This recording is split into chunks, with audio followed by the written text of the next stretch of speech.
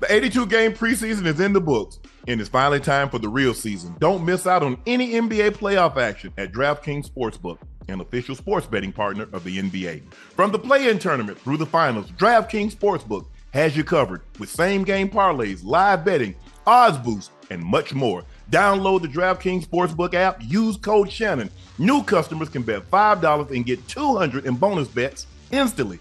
That's the code Shannon, only on DraftKings. The crown is yours. Quick math. The less your business spends on operations, multiple systems, on delivering your product or services, the more margin you have, the more money you keep. But with higher expenses on material, employees, distribution, and borrowing, everything costs more. So to reduce the cost and headaches, smart businesses are graduating to NetSuite by Oracle. NetSuite is the #1 cloud financial system, bringing accounting, financial management, inventory, HR into one platform and one source of truth. With NetSuite, you reduce IT costs because NetSuite lives in the cloud with no hardware required, access from anywhere. You cut the cost of maintaining multiple systems because you've got one unified business management suite. You improve efficiency by bringing all your major business processes into one platform, slashing manual task and error. Over 37,000 companies have already made the move, so do the math. See how you'll profit with NetSuite. By popular demand, NetSuite has extended its one-of-a-kind flexible financing program for a few more weeks. Head to netsuite.com/nightcap. That's netsuite.com/nightcap.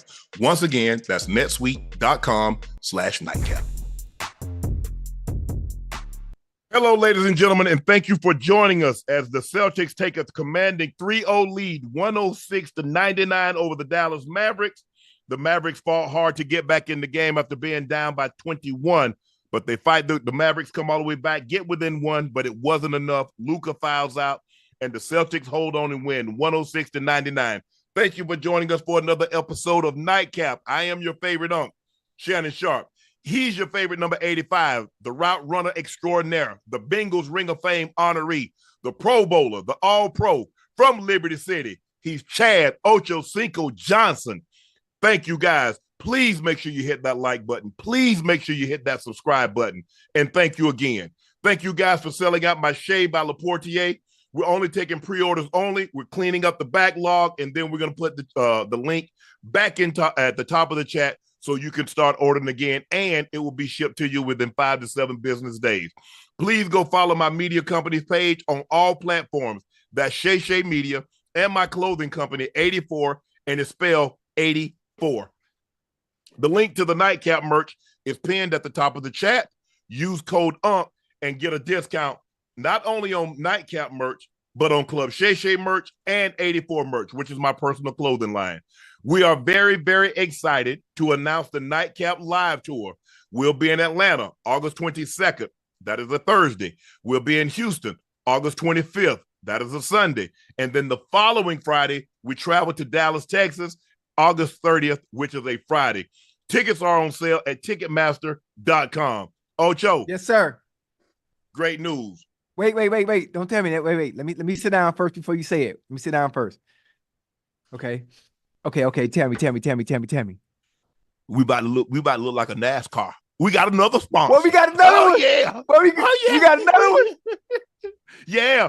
Oscar Mayer Bacon. Oscar Mayer Bacon. What? OSCARMAYERBACON. You know how far back me and Oscar Mayer go? Yeah. Back in the days. Not when I used to take the Oscar Mayer, when I take the red, remember the red ribbon? Yeah, the ring. Yeah, man, stop playing with me.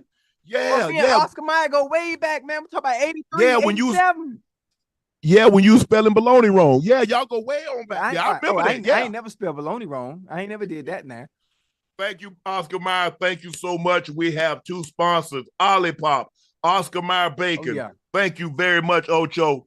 Worked very hard. We're doing a great job. Clearly, we're doing a great job because obviously now all the sponsors and advertisers want to be a part of Nightcap. So I greatly appreciate all of our sponsors. Thank you so much. We're going to give you a great show. Again, August 22nd in Atlanta, Georgia. That's the Nightcap Live Tour. Houston, August 25th, which is a Sunday.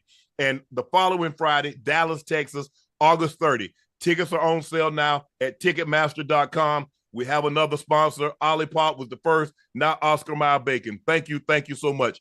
Ocho, we're going to get right into it. Jayson Tatum and Jaylen Brown, the first Celtic duo to each record at least 35 and 5 in an NBA Finals game. 30 points, 5 rebounds, 5 assists. Jaylen Brown had, I think, if I'm not mistaken, he had 30 points. He had like 8 and 8, if I'm not mistaken. Jayson Tatum finally broke out of his shooting slump. He got it going in the first half. Jaylen Brown got it going in the second half. They tag teamed the Dallas Mavericks and put them on the brink, Ocho, down 3-0.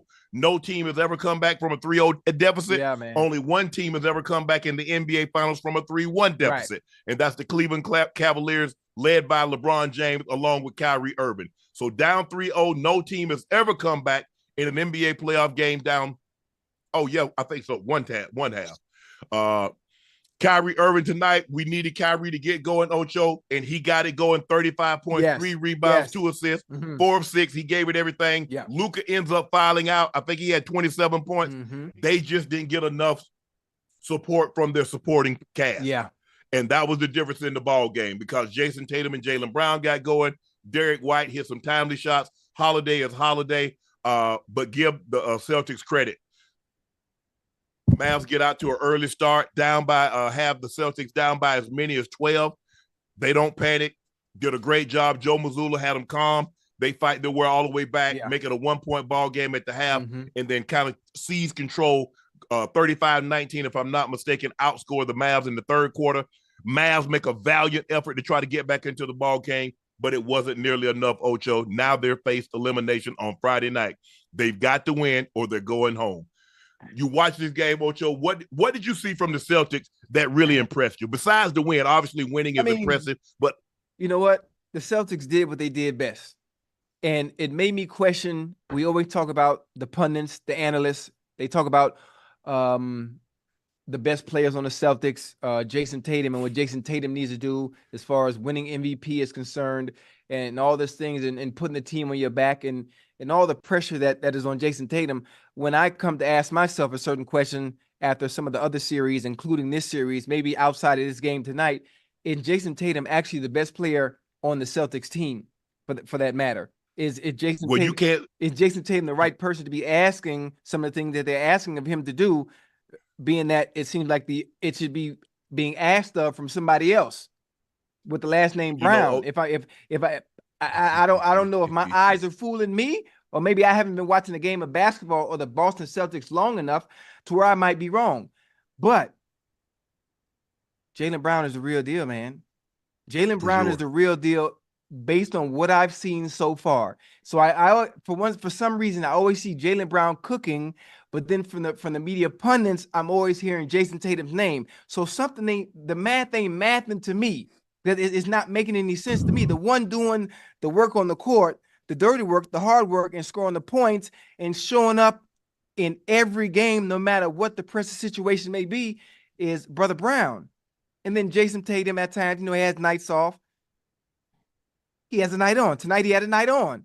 So it was confusing to me. The fact they didn't have Porzingis tonight, and they still, I'm not going to say dominated the game. At the half, they only up by 3, but they still won the game. Yeah, they did. Like, come on, this is a game that you had to have. You had to have. You can't foul out. By no means. By no means. Luka, you cannot foul out in that situation. You just can't. No, you can't take a chance in that situation. You got 5 fouls.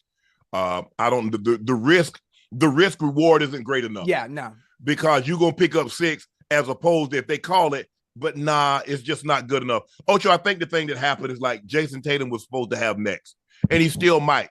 He was the guy that was mentored by Kobe. He was the guy that was supposed to be the face. Let me ask you the question. Yes, sir. Even though you're late to the party somewhat, have you ever heard Jaylen Brown be potential the face of the NBA?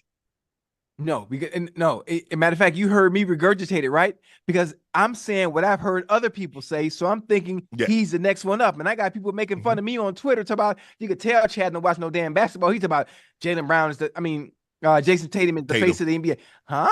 What are you talking about? Yeah. Well, I'm just saying what everyone else was saying, and I'm thinking it's going to show up when I watch the game. And I'm like, well, wait a minute. Are they sure Jayson Tatum and you think they meant Jaylen Brown? Well, he's the one playing with that Mamba mentality. He's the one showing up, hitting clutch shots.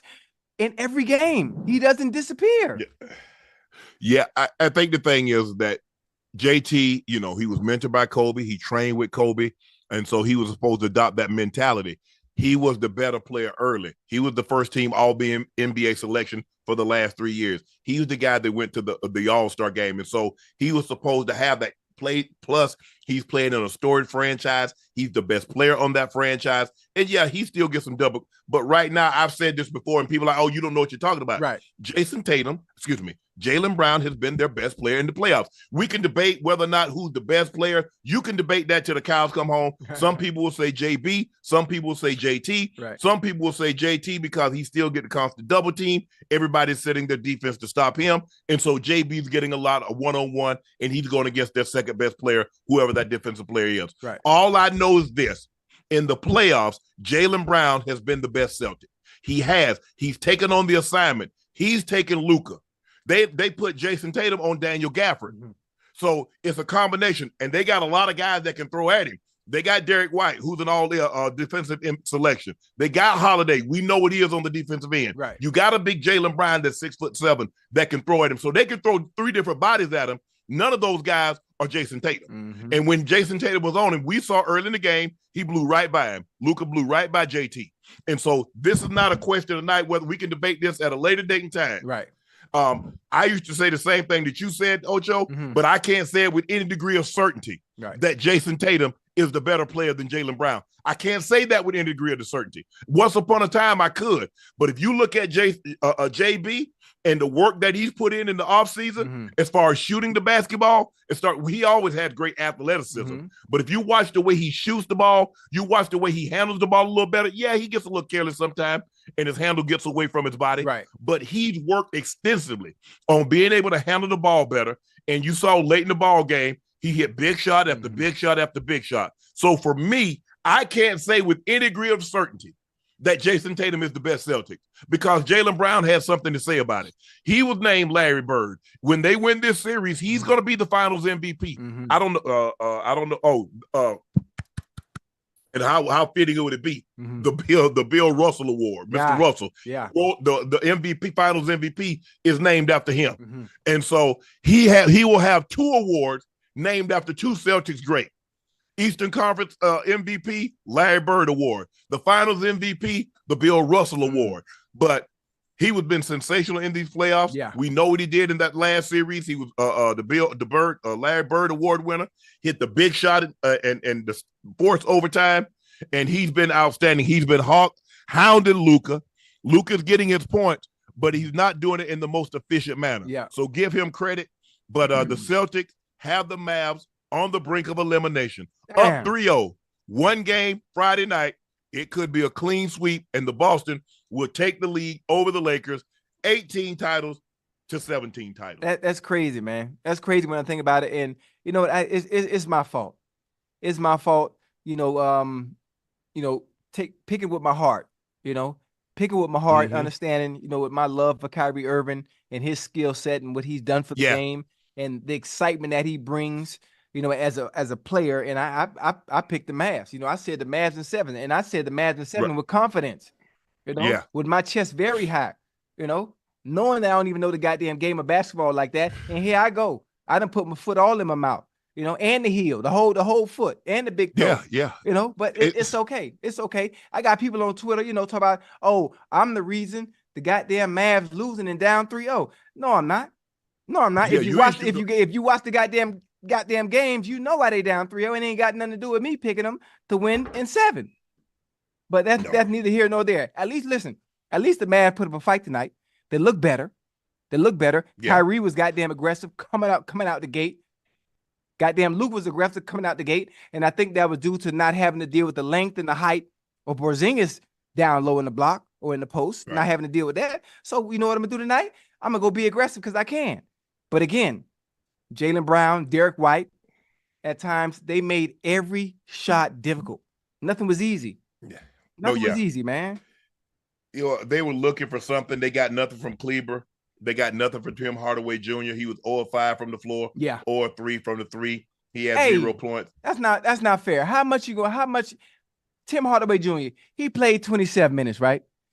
No, he played 19 minutes. How many minutes? 19. Okay, 19 okay, he tonight. okay. I'm bad. He played 19 minutes. How Yeah. many times? How many games has he played in not this series, just in the playoffs in general? He played a lot more against OKC Okay. than he did any other series. How long ago was that? That was what? Second round. Second round. So you ain't been getting no burn all this time. Now all of a sudden we need a little bit more offense. We want you to do something that you haven't done in a very long time. Mm-hmm. Something that we basically, you know what, you're not on the bench because we feel you can't really help contribute in a certain area. So you're gonna ride the bench. Oh, now all of a sudden, now you want to count on me. Now you want to come to me because you need a little offensive spurt. That's the job of a role player. That's his job. Now it's kind of like the guy, it's like the wide receiver that don't come in and start, and he plays the slot. What you expect him of him? Are you expecting him to catch the ball when they throw it to him? You expect him to make that catch on third down. Okay. You expect him to make it. But then again, we talk about a finals. Those adjustments need to be made way ahead of time. Understanding we're not going to win this ISO game. We're not going to win the ISO game. We need all motherfucking hands on deck. Oh shit, I'm sorry. My bad. I'm sorry. Mm-hmm. We need all hands on deck. I need all scores. Tim Hardaway at some point, if I'm not mistaken, I'm sure he can give you 15, 17 at some point. Well, that's kind of what they was that's why they inserted him. But he had a couple of great looks. Well, doing it on the back end, Unc, when I mean, you already drowning. I'm already underwater, but now you throwing me a life raft. For what? Mm-hmm. I'm under the water. I'm under the water now. That's your job. That's the job of a role player. It's not easy because they're asking you to do something when you're not in the rhythm. But that's why you go in and you get those shots up, shoot around. You get there early. You stay late. You come out because you never know when your number's going to call. Malcolm Butler, he didn't know his number was going to get called. Ooh. But what happened, Ocho, in the Super Bowl? He read that band. He banjoed that. He banjoed. Wait, no, they didn't. Oh, they didn't pass it off. They took a man. Oh, they was a man. Hey, he took it a man. He jumped that so fast. Brandon Brown pressed the up bad. And one Brandon pressed, it was a wrap. It was over. That's what saved. He had no traffic to fight. That's what made the play. Yeah. Because you don't have any traffic. He doesn't have any traffic to fight through. You're trying to hope him to make him bubble. Yeah. But once Brandon get that freeze on him and he can just knife it, it's a dead play. Yeah. But give the Celtics credit. Jayson Tatum, Jaylen Brown are the first Celtics duo to each have at least 30 points, at least 5 rebounds, at least 5 assists in an NBA Finals game. They put the Mavs on the brink of elimination. They forced them down 3-0 on a night in which Kyrie had 35 and Luka had 27, but it wasn't enough to overcome the dynamic duo and Derek White chipping in, giving them 16 big points. And the Celtics are 1 win away, from being NBA champs. Kevin Garnett says that Luka Doncic is the only one who can catch LeBron James' scoring record. KG said, listen, Luka is set up to be the only NIGGA to catch Bron. Nobody wants to say this ish. Listen to Luka averaging 30. What do you do this year? 33 on one leg, drinking beer, having fun, doing God who knows what. Yeah. Because if you look at Ocho, he's ahead of the pace where Bron was at the same age. The question is, you see Bron's training. Yeah. Now, here's the thing. It's not like Bron is done. Right. Bron's about to sign another 2-year plus an option. Mm-hmm. So the record right now at 40,000, probably when LeBron is done, is going to probably be somewhere around 43 to 44,000. Yeah. The question is Luka going to get himself in shape, keep himself in shape? Because smoking hookah and drinking beer, I don't know if that's the most conducive way to do it. Listen, stuff like that doesn't hit you on the back end of your career. Stuff like that is already in you, Unc. Yeah. Stuff like that is already in you. It was already embedded in LeBron to always train in the manner in which he trains at, and just understand it. In order for me to want to play for a very long time and be consistent at what I do, these are the things they have to put in.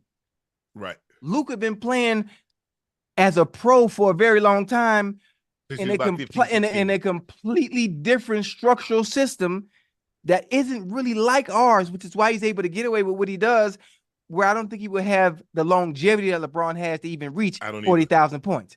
Absolutely not. You think magically he just gonna some all of a sudden going to click and be like, you know what? I'm just going to strictly lock in on basketball, even in the offseason, and train like a madman. No. If you look at it, Ocho, if you look at the European players, most of those guys grew up wanting to be Messi, wanting to be Ronaldo, wanting to be Pele, wanting to be Maradona. So the scoring, being the best NBA player is not really high on their radar. Right. You look at Jokic.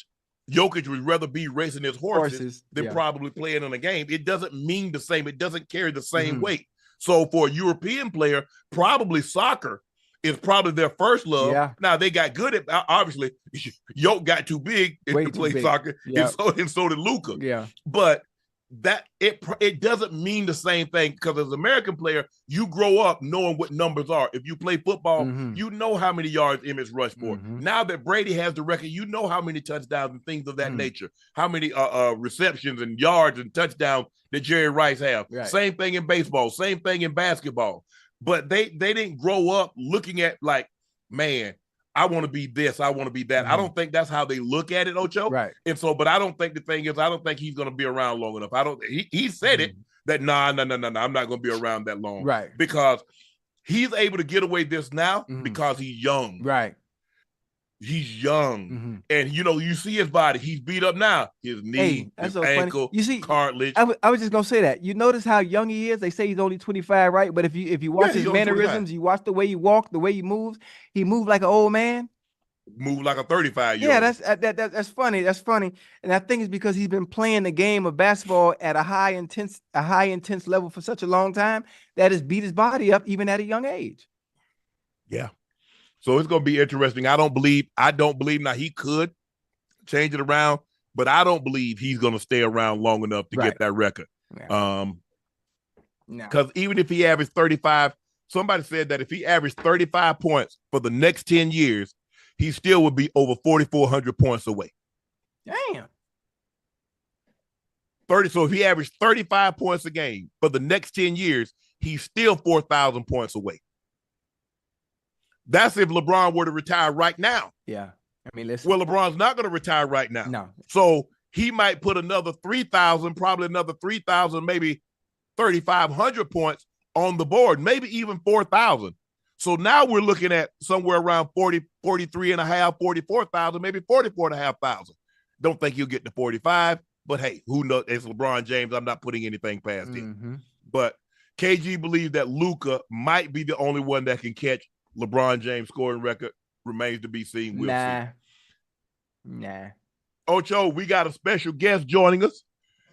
She was the 5th pick in the 2019 WNBA draft out of Notre Dame. She ranked 2nd in the WNBA scoring behind A'ja Wilson at 26.4. We're excited to have tonight. I've been practicing this, and I hope I get it right. Arike Ogunbowale. There you go. That's how you do it. Yeah. What's up? How y'all doing? Rick, what they do, Thank Rick? you for joining us. What up? I see you at the Atlanta game. Huh? Hey, I saw you at the Atlanta game. Hey, man, listen. Nothing but love, nothing but praise for your game. Appreciate Obviously, you. it was my first time going. It was my really? first time going. So then I think we had Nightcap that night, right, or maybe the following night. And all I could think about, in being that I watched the NBA a little bit, the first thing that came to my mind for a comparison to you, based on what I saw with my own 2 eyes, because can't nobody tell me shit. Yeah. Hey, I say, listen, she look like Kyrie Irving. That's it. That's the only thing I can say. I do get. Hey, so you know what I'm talking about. Listen, I feel you. yeah. So you know I'm going with it, man. Listen, it was a joy. It was a joy watching you play. I'm coming to see y'all play again in Dallas. When we have our tour coming up in Dallas. And y'all have a game, I think, the day before in August or the day after. But either way, I'm coming to watch you again because I need the autograph. I need a picture. I'm trying not to fanboy right now, so I'm trying to play it cool. Come on but now. I don't even care. No, I appreciate that. Yes, let's go. So let me ask you a question. What do your friends call you? Do they call you Reek or they call you AO? Reek or Arike. Don't nobody call me AO. But it's cool, but don't nobody call me AO. Okay. All right, Reek. Look, there have been a lot of discussion. Everybody was talking about Caitlin Clark being snubbed or not being selected for the U.S. team, women's team, to go play the Olympics in Paris. I think one of the biggest snubs were yourself, leading the league in scoring. Everybody knows what you bring to the table. Can pat the rock, as Kyrie said, you can score. When the list came out and your name wasn't on it, what was the first thoughts that go through your mind? Well, the thing is, I pretty much had an idea that I wouldn't be on it. So there's trials and stuff that go on throughout the years and previous, and you do it and you see the vibes. And I mean, me being me, I just felt the vibes. Like, honestly, when it comes to that stuff, it really doesn't have much to do with your game. It's really about who they feel like fits with the team, which, okay, I mean, that's on the men's side too. You could have said Kyrie could have made it and stuff like that. Like, the committee say they look for people who, I don't know, honestly, but I could already tell like that wasn't the type of vibe they were going. So I actually took my name out the pool like months ago. So when the list came out, I know everybody in hoopball like Arike should have been. I knew I wouldn't be on it. Now, that's not saying I didn't think maybe last year I would be on the team and I was good enough to make the team. But when the list came out, I knew I would not be on that one at the time because I took my name out the pool. And with the pool, it's a big commitment. Like, if I know that they're not picking me, I'm not going to, keep getting texted and keep having, that's what I'm saying, keep having people pull up, keep going to these trials when I know the vibe. So me being me, I'm like, I'm not about to give y'all my time if I know the vibe. So right. I knew for sure when the list came out, it wasn't. But like I said previously, I did think I was good enough. But hey, it's subjective who they think should be on the team. Everybody's great in the WNBA, so who they choose is who they choose. And I can't really control that one. And you know what? And I have a question. I'm sure the people that make, or the people in positions of power that make these decisions on who they're going to assemble on the U.S. basketball team, I'm sure they are basketball heads. But when it comes to this decision making and decision process, do you think it's politics that comes into play into this? I mean, it's politics. One of the key words I heard you say is the vibe. And understanding the vibe, and it really shouldn't be about a vibe or anything. It's about assembling the best team to represent our country. So I know I don't want to get you in any trouble, but can you really talk about the politics side of it when it comes to the decision making process for them? Yeah, I mean, I can't really speak to USA basketball in general, but just when I think of women's basketball and just however many years I've been playing college and pro, politics is always surrounding it. Now, okay, whether that's USA basketball, whether that's all-star teams, whether that's first team and stuff like that, there's politics. Even with the men's, like, there's politics in everything. So I'm gonna just leave it at that. Right. What are your thoughts about the discourse surrounding the WNBA? We hear a lot of talk because it's the league, and there's a lot of comparison between Caitlin Clark and Angel Reese being the bird and magic coming into the WNBA. And we know what they did to the NBA, because all of a sudden they took the finals game off the tape delay. There was this new, and it was a perfect storm because you got Magic and Lakers, you got Bird at Boston, the most heated rivals, the most fiercest rivals, and they go there. So speak to what's going on with the WNBA, and it seems like these rooks are getting a lot of credit for what's happening in the dub. Yeah, I mean, they're bringing a lot of attention. I think they should be getting credit to the point where they brought a lot of attention to the WNBA. And the narrative that we don't, appreciate that is crazy, because I love it. I've been hooping, so more people watching, the better. Like, I've been doing what I'm doing now. People finally catching up, and you got to give credit to Angel. You got to give credit to Caitlin, because they brought a lot of fans from college. I watched the Final Four. And I was at Dallas because I live in Dallas. So I went the year before that, and just how many people was there was crazy. Like, it was insane. And I played in the Final Four. I won a national championship, and I thought a lot of people were there. So this one, I'm like, they just bringing fans. So we appreciate everything that they're bringing now. It's not saying they're the best women's. I think that's where people are like, not even close. Yeah, that's what I'm saying. Like, y'all now seeing Stewie, y'all seeing Asia, y'all seeing just players like that. It was like they've been dominating for 6, 7, 8 years, and these new players will do that at a certain point. But right now, I think just the WNBA, we appreciate everything that y'all bringing, but it's not going to be easy. Like, people act like people are supposed to sit down and, put out a red carpet. Like, it's going to be hard. It probably will be harder because of who you are, but that's just what comes with it. Like, that's like saying Bron, like, people shouldn't check him because he's the greatest. Like, no, they're going to try even harder. And that's just what happens. That's just, competition. Mm-hmm. Are the fans getting popular confused with best? Because two things can be true. Somebody can be popular and not really good, right, and somebody can be really good and not popular. So are the fans getting those two things confused, Reek? Yeah, I feel bad for the girls because they not the ones saying it. It's the fans. Like, right. I'm not understanding where the delusion is coming from. Like, Caitlin and Angel have not said nothing like they the best players to come in the league. They say that. They just want to come. They know it's the WNBA. They know how hard it is. So they probably like, can y'all be quiet a little bit? Because y'all making it harder for me on the court. Like, y'all putting the target on my back. So nobody blames them. Like, it's just the fans and what they bring in. But I think they learning now that this league is hard. Like, they seeing every night people that they've never even heard of killing or guarding and doing stuff like that. So I think they're going to catch up more, like, because now it's new. It's something to talk about. They want a storyline. But at the end of the day, like, the league's going to keep going and the thing's going to keep being the same. So they either going to waste their breath every day or they just going to enjoy basketball. Oh, yeah. I heard you shutting down the critics like physicality, because a lot of people are like, well, physicality in the dub is not good for basketball. You bull jive. Yeah. Hey, listen, it's a male or female. It don't matter the sport. Right. It's a contact sport. Yeah. In order to play it the right way, there has to be some type of physicality involved. Yeah. And people are being selective with what they're calling physical. Like, if we're going to talk about, now we're talking about the rookies. So we're going to talk about a hip check. That's not basketball. But if we talk about somebody holding D and stripping the ball and they might fall to the ground, that's basketball. There's a difference. Nobody's saying the hip check is being physical, because that's obviously a flagrant foul and that's wrong. Like, but it happens, like, because I watched the whole play. So I seen, Kaylin talk to her after that. So it's like, if you're going to talk to somebody, you got to be ready for something, no matter what it is. Like, not saying the person's response is right, but what they respond is how they feel that you coming at them. So that's different. But like I said, I'm not a type of player to do that to a player. Like, if you're going to talk to me, I'm going to show it with my game.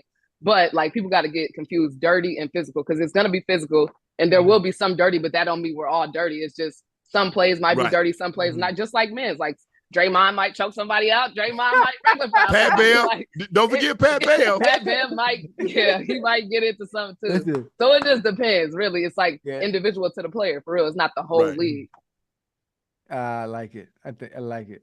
Go ahead. You got something, Ocho? Man, listen, I'm just excited for the WNBA. I'm excited for the path it's going. I'm excited that it's dominating the headlines the way it hasn't in the past, because if it did in the past, and I would actually know about it. And as I continue to learn the game, as the game continues to grow, and just it's really dope to see. And a lot of people they try to tell me, oh man, why do you go to these games? It's really boring. It's not the same as watching NBA. They don't know. I say, listen, and this is the funny thing. Now that I've been able to experience it, and I've been to a game or two, now I can sit here and argue with people on Twitter all goddamn day. See, y'all, you see, y'all fucking lied to me. You told me it was nothing like so and so. Now that I've done my homework and had a chance to experience what it's like in person, now I can go to bat, and then the goddamn product on the court, it evens up with everything else the pundits and the journalists have been talking about. There's a reason why y'all making the noise y'all making now. Right. We got some hoopers. I mean, you can see it. You see the highlights. You see everything. Like, we got some hoopers. It's every night. It's something, honestly. And I mean, I play against it. Obviously, I'm a part of it, but we got some hoopers in the league for sure. Yeah. I think you guys, Reek, is that you probably have to be a little better with the basketball, for the simple fact you can't jump over somebody from the free throw line. So you got to find a you got to find a way to put the ball in the basket without being 7 foot tall, without having a 42-inch vertical. So your game, your skill set, the way you shoot the basketball, the way you get from point A to point B, it has to be pinpoint, because you got obviously the strength and the athleticism that a man possesses. Women just don't have that. Right. And then the WNBA, honestly, we hold defense. Like, the NBA hold defense probably the last 3 minutes, last 2 minutes of each quarter, last 3 minutes of the fourth. Like, other than that, they scoring 40, 50, 60, 70, because they just switching everything. I'm like, if we were switching everything in W, I'd probably average 40. But you get trapped at half court. You got to do a lot. Like, you got to do a lot. NBA, I just be watching them like, y'all got it so sweet. Although they do got to play a lot of minutes, though, so I probably wouldn't be holding defense either, but still. Right. You know what? Ocho and I wanted to say congratulations. Yeah. We heard that you just got engaged. Hey! So I did. Congratulations on the engagement. Let me ask you this. Were you nervous? I was. And I had a game that day, too. Like, I had a game. They were setting up. I had 35, though. I went crazy. We lost. Okay. Let's go. That's what's up.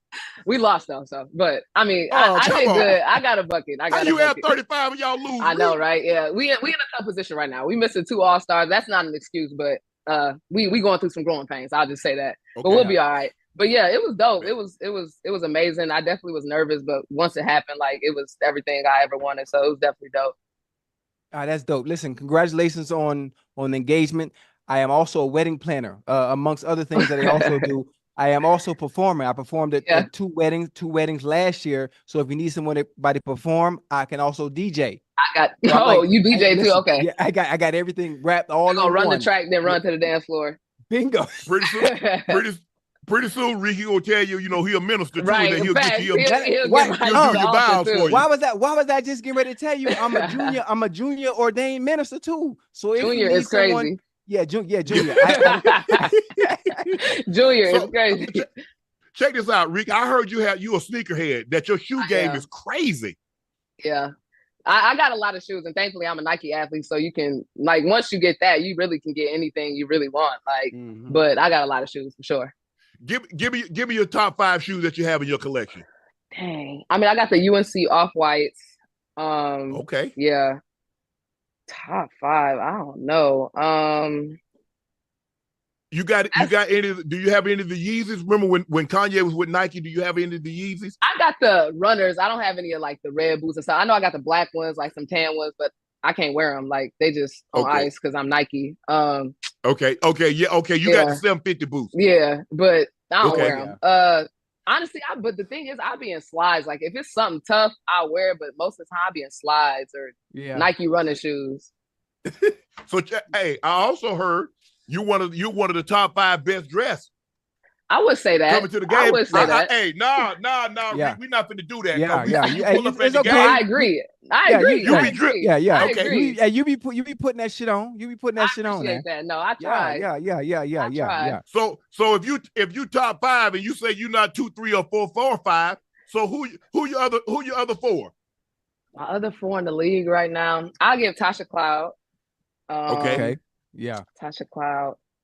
I'll give Skylar. I like her style. Okay. Kalia Copper, she got a smooth style. Tasha Cloud, Kalia Copper, Skylar, Arike, and then who are the 5th? I'll get Diamond DeShields. Okay. Yeah. That's what's up. Yeah. So do you like sneakers with all your outfits? Nah. I mean, I used to be super sneakered up, Nike, but now I just do some loafers or some shoes that ain't got really no label, but then most of my shoes been covered nowadays. I'm on the flare pants right now, so you might not even see the shoe. Hey, you talk about bell bottoms, you got the elephant bottoms. Facts. So let me ask you a question. How long does it take you to put together an outfit? Do you know, your next game, do you have your outfit already picked out, or is it last minute? Yeah, usually the night before. I already picked out what I'm about to wear for the game tomorrow, so I'm not stressed because the game days it'd be a lot going on. I don't got time to be looking, and it take a long time to pick an outfit. Unless I have somebody help me with an outfit. If I'm picking my own, it take me a long time. So I got to do it the night before for sure.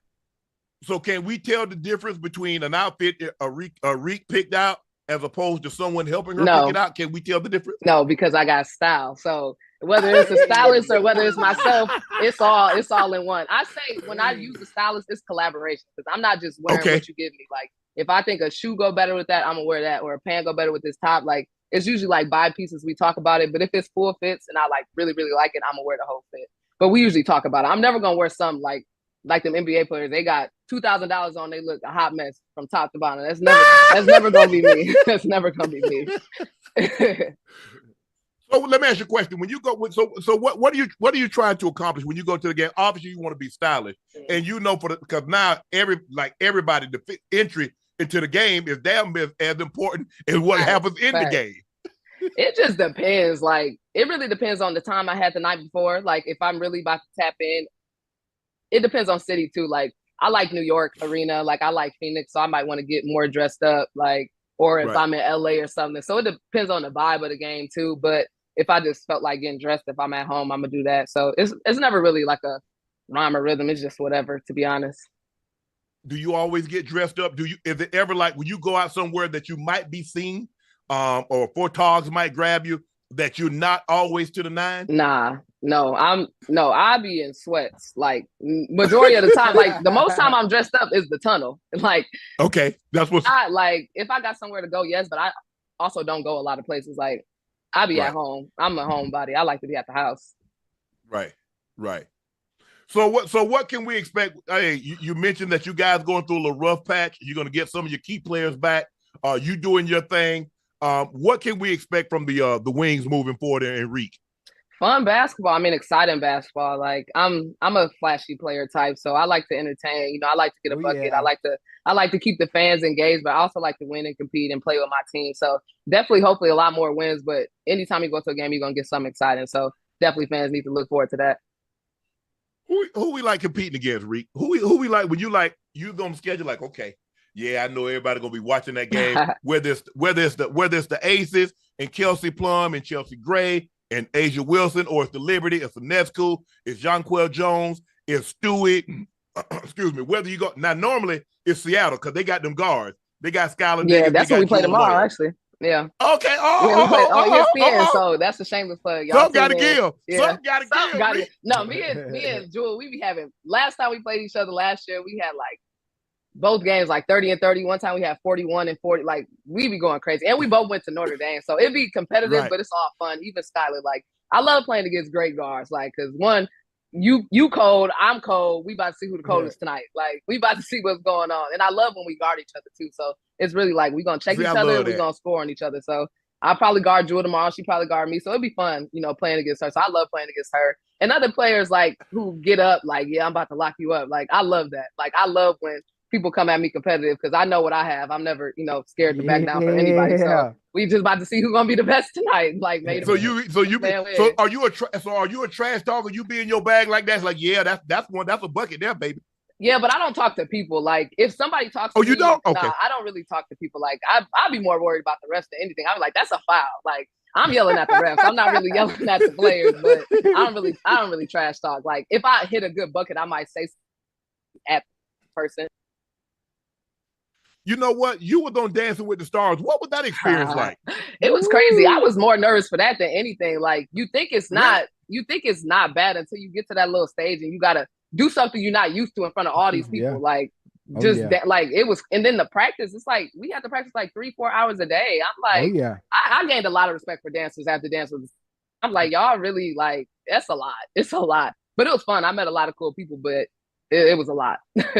Yeah, Dancing with the Stars was awesome. Obviously, I did season 10, Dancing with the Stars with Cheryl Burke, and I always say it was a great experience. People always ask me about it. I say it's very humbling. Obviously, with her being a professional dancer and them critiquing and judging you as a professional, not someone that's coming in learning week to week how to perform. So I mean, it was very enjoyable. The funny thing about it is, I like it about the show. The whole point of the show, to me, it would be taking people with no background experience in dancing and watching them get better week to week. But my season, I had to go against Nicole Scherzinger, who was the lead singer for the Pussycat Dolls. And what she does for a living is entertain and perform in front of people.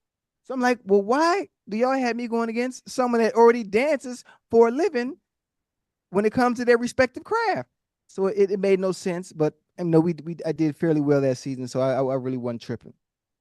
Well, at least you did good. That's all that matters. Everyone, please go follow Arike on our social medias. That's Arike _Ogunbowale on IG, Arike _O, capital O on Twitter. Reek, thank you for joining us. Good luck the rest of the season. And I got to see both of y'all at a game. Both of y'all. Hey, I told you I'm gonna be there. You know what? If there's a game when we're in town at the on the tour, we'll swing through. All right, bet. I'm gonna hold y'all to it. All right, one. All right, appreciate y'all. Good to see you. Yeah. Thank you. Thanks for coming on with us tonight. Yeah. Arike Ogunbowale, ladies and gentlemen. That was great conversation. You can tell that she's a very outgoing person. She has a lot to say, but she got crazy game, Ocho. She got crazy game. Oh yeah. I got hip to her when she hit that shot. Notre Dame time on the clock, boom. And I think it was, as a matter of fact, if I'm not mistaken, I think it might have been against UConn. But she ended up winning the game. I think that was a while ago. But she's a fantastic ball player. She got handles. She can put the ball. She can flat out score the basketball. She can flat out score the basketball. And so it was really great having her on. Ocho, on a bit of sad news, the legendary, great Jerry West passed away. Legend. The basketball icon, NBA champ as a player. He's a finals MVP. He's the only man to ever win finals MVP on a losing squad. That was in 1969. He's a 14-time All-Star. He was named All-Star every single year he was in the league. He had nine NBA Finals appearances. Had a series average in which he averaged 46 points a game. Damn. A scoring title and an assist title. 12-time All-NBA, 5-time All-Defensive, 2-time Exec of the Year, 8 rings as an exec. Helped build the Shaq and Kobe and the Showtime Lakers. Helped build the Dynasty Warriors. Better known as the Logo, the great Jerry West, at the age of 86, has passed. Condolences go out to his family, everyone that was impacted. Obviously, the Lakers, where he spent his 14-year NBA career, where he was a general manager that put those teams together. He moved on to he was in the with the Clippers, Golden State, then the Clippers. So, Jerry West has passed away at the age of 86. Thoughts and prayers to go out to all those impacted by the tragic passing of Jerry West. NBA legend is gone. Well, you never know, bro. Never know. And the funny thing about it is usually when it comes to celebs or people that are well known in death, it hits people differently. And for some reason we take every day for granted. Every day we take it for granted because you never know. You know, when you're born, you're born with an expiration date. Yep. You never know where that date is going to be. And it's one of the few reasons why people always say, boy, why you always hugging people? Why you always telling everybody I love you? Because I don't know if it's going to be the last time that I have any type of engagement with you. And if it is, I just want the last thought or the last memory of me to always be, boy, I remember the last time I saw Ocho. Boy, he gave me a hug and told me he loved me like he'd known me goddamn 30 years. And that was my first time meeting him. Ocho, it says, we know not the hour of the day. Yes, sir. And as the song says, it may be the last time. I don't know. Maybe the last time we sing together. Maybe the last time we pray together. Yeah. Maybe the last time we get together. Lord, it may be the last time. I don't know. Again, great legendary Jerry West passed at the age of 86. Well, if you got any family, if you got any friends, you know, you don't talk to right now for whatever reason, y'all mad at each other. Think about it. Think about them not being able to say goodbye and them being gone. You regret it. Man, go ahead and make amends now. Tom Brady was inducted into the Patriots Hall of Fame with his number 12 being retired. Rightfully so. In a sold-out ceremony tonight in front of more than 60,000 fans in Gillette Stadium, Tom Brady was inducted into the New England Hall of Fame. Robert Kraft announced that like, we didn't know this, Ocho. Right. The number 12 jersey will never, ever be worn again. Kraft also said a statue of Brady measuring 12 feet tall will be unveiled during the 2024 season, something the franchise has never done before. Brady expressed his thanks to Mr. Kraft and concluded by saying, I'm eternally grateful. I'm Tom Brady, and I'm a Patriot. I like it. Listen, rightfully so. Look at what he's done for the game. Not just the Patriots, not just the Patriots in general. We know what he's done with the Patriots. We know what he's done for Boston. We know what he's done for that city. We know what he's done for that organization. 20 years, a good 20 years, a great 20-year run. Great. They no good. Great 20-year run. As a Patriot fan, you know how good it has to be to know, oh, you know what? It's almost football season. Guess what? Well, it doesn't matter what happens. We're going to be in contention. Oh, shit, year 2, we got Tom Brady at quarterback. Well, you know what? Football season's almost here. Guess what? We don't know how the season is going to turn out, but guess what? We're going to be in contention. Hell, you know, some fans can't even wake up and say, well, I don't know how our season will go. Hopefully we make the playoffs. That wasn't their fault. We're going to be in contention for 20 years straight. It has to be one of the best feelings as an owner, as a head coach, as a fan of a certain team, just knowing you're going to be there. You're going to be in the mix somewhere. Bro, he's the only guy, I mean, to play that long, but if you take his career in 7-year increments, right? You take the first 7 years, he's a Hall of Famer. Right. You take the next 7 years, he's a Hall of Famer. You take the next 7 years, he's a Hall of Famer. Yeah. With the exception of maybe one of those years, on the you back, can make a case that he's still the greatest quarterback of all time. If you just take out all those just 7 years, right, you still can have a compelling case based on how much he won, the consistency in which he won, and what he won. Super Bowls. Yeah. And the funny thing about Tom Brady, man. The funny thing about it, if you look at Tom Brady's bad years, even his bad years is better than most. Bro, his bad years, he losing the AFC Championship game to Peyton Manning. he losing to the Ravens. He losing the championship game, or he losing the Super Bowl. His bad year is not, they didn't make the playoffs. Right. Oh, his bad year, I think maybe one year they went out in the first round. But for the most part, you could damn near pencil him in for the championship game. Oh, yeah. Every time. And you definitely didn't want to see him there. No. Because there was a good chance that he was going to put foots in you. Tom Brady, inducted into the Patriots Hall of Fame with his number 12 being retired. And Mr. Kraft said there's a statue that's going to be erected of Tom measuring 12 feet tall, unveiled during the 2024 season. Something the franchise has never done. And there's a chance it'll never do it again. On Tuesday, Ocho, we learned that Aaron Rodgers was not in attendance at mandatory minicamp, which head coach Robert Saleh labeled as unexcused. Today, we learned he'll be skipping the team's entire minicamp because he prefers to be somewhere else away from football. That's the reason that was reported by Diana Rossini, who added that the quarterback's choice to not show up. It was the quarterback's choice not to show up. Aaron, I thought we were going to focus on football this season. That's what he said. Yeah. We're going to leave all that other stuff right. Hey, I want to focus on football. Right. I want everybody to focus on football. Mm-hmm. Go ahead. I mean, that's what he said. That's what he said. And listen, this is what I'm talking about. This is what I'm talking about. You wonder why, and we want to blame Zach Wilson for the goddamn problems and issues with the goddamn Jets. I'm not saying this has any inclination on why they haven't been successful in the previous years, but this is just a small example. I feel bad for Garrett Wilson. Because you're starting quarterback, your leader, and choosing to skip mandatory minicamp for whatever reason there may be. It might be some. There ain't no reason. It might be some Ocho, unless there's death in the family, unless there's a loved one there's no excuse. This is what you do. Ocho, how do you get to say, you know what, this is what I do?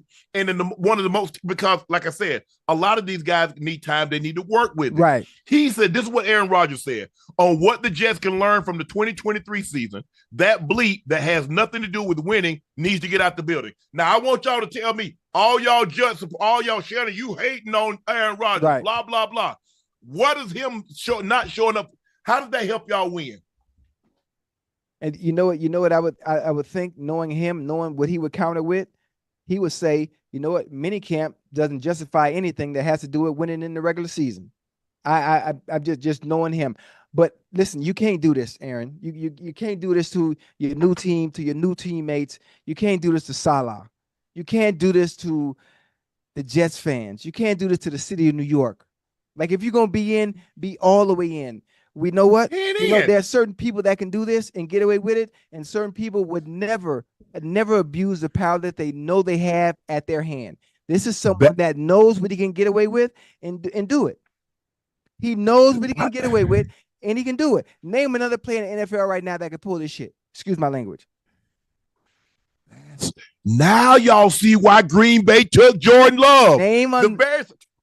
If you don't careful, Ocho, my grandfather used to say, boy, if you're not careful, you'll become the very thing you despise the most in a person. What did Brett Favre do? That's why they selected Aaron Rodgers, because they got tired of Brett Favre doing this bull jive. Yeah. That's the very reason they selected Jordan Love, because they got fed up with his bull jive. Yeah. And even as great as he won, 2 MVPs in the last 3 years. And they say, you know what? We're going to select the quarterback. The guy won an MVP, and they took a quarterback. Yeah.